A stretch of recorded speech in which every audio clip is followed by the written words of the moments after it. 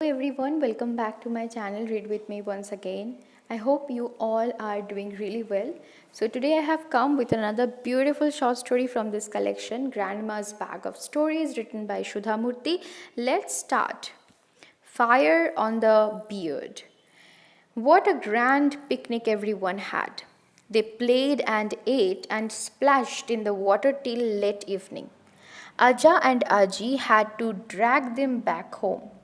That night the children tumbled into bed and were fast asleep even before Aji switched off the lights. Quietly she tugged them in. The next morning there was no sign of anyone waking up. Aja and Aji went about their work, not waking the children. But when it was 10 o'clock, Aji decided they had to wake up now. So she came into the room and found all four were up and chatting in bed. She looked at them for a while with her hands on the hips. Then she said, "So I think you have had enough rest. Now up all of you, wash up and get ready. I will give you your lunch by noon." All the others jumped up except Anand. He grinned at Aji and said, "You know I can live without food if I get to lie in bed all day." "Really?" Aji said. "So be it. Everyone else, lunch will be ready at 12, so be there on time. Oh, and those who lie around in bed will also miss the afternoon story." Then she walked off trying to hide a smile. Anand and Miss Mill. He was the one who loved his food the most. Anand was quiet. The rest sprang out of their beds and went to brush their teeth and have a bath. Soon the aroma of onion dosa wafted through the house. It was too delicious to resist. Everyone gathered in the kitchen to help grind the dosa batter. By now, Anand was bored and hungry, lying alone in bed. He quietly went and took his bath. He was worried. What if Aji had taken him seriously and not kept a share of the dosa for him? And what if he had to miss the day's story? When Aji saw him appear at the kitchen and join in, she laughed and said, "You have become like Breeze." "Who is Breeze, Aji?" So Aji started the story while the children ate the dosas. Yawn. Breeze stretched out in the sun, yawned loud and long, and went back to sleep. Is Breeze a rich man or a holiday? Is Breeze a rich man on a holiday? Or has he worked hard all day and just resting for a while? Neither.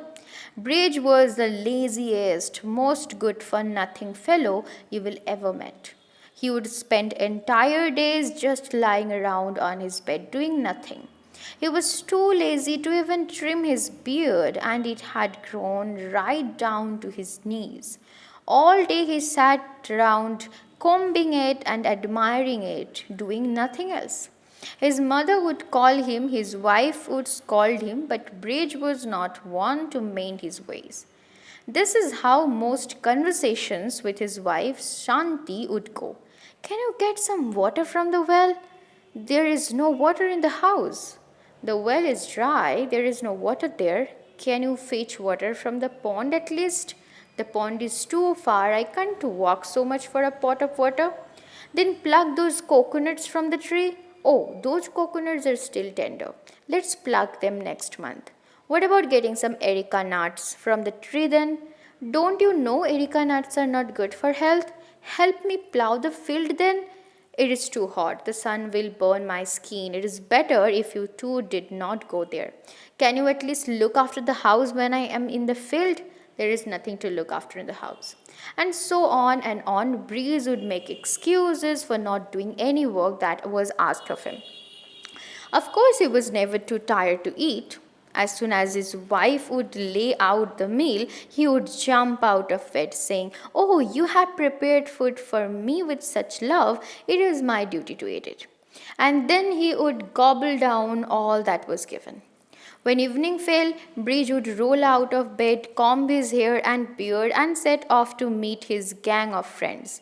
Seeing how he managed to get out of doing any work, many others in the village had decided to do the same. All these people had formed a club, the Earless Club. Like they would meet every evening and sit around and talk about all kinds of things. They claimed this way they were improving their general knowledge, but all they were really doing was gossip and boast.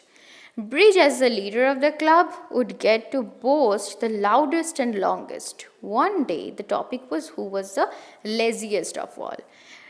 Bathing every day is such a waste of time and precious water. I take a bath once in 2 days. That way I even save water, said Manoj, the environmentalist. I never make my bed, boasted Suresh, the innkeeper. Why bother when you have to lie down in it once again at the end of the day? I eat my food out of the vessel in which it is cooked, claimed Raju, the cook. Putting the food in the plate only increases the work, for you will need to wash it too.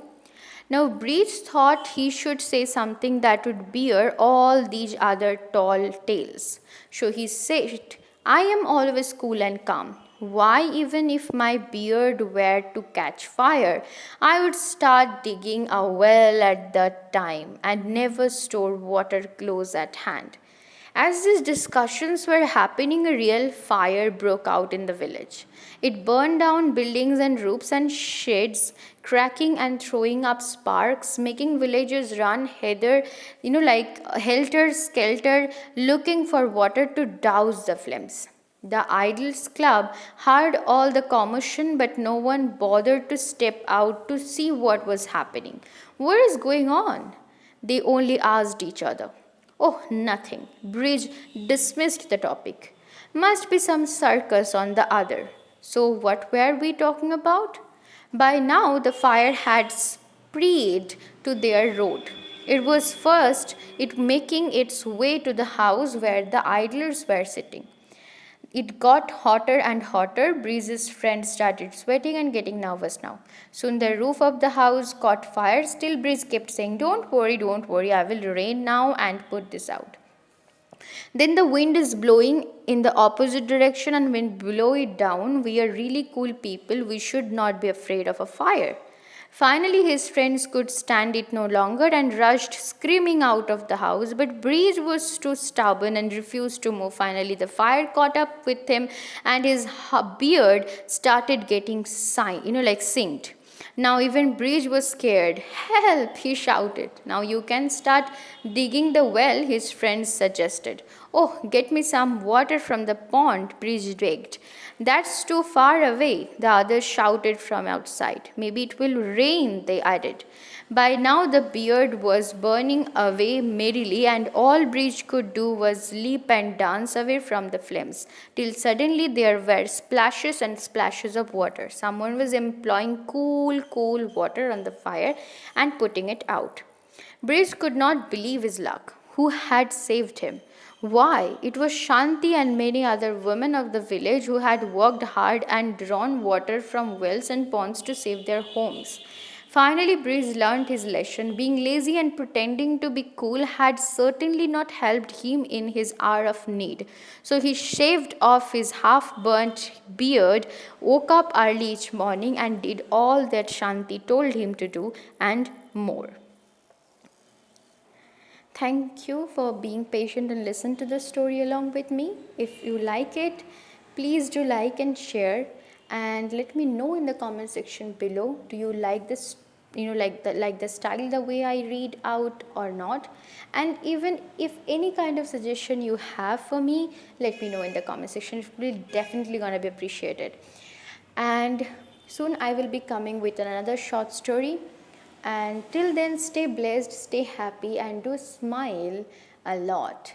Life is beautiful, enjoy it thoroughly. Sometimes it may get, very frustrating. It is, but just shift your perspective towards the positive things, being conscious, because maybe sometimes it helps. Thank you, and please do subscribe and hit the bell icon if you want to be, listening to such stories again and again. Thank you.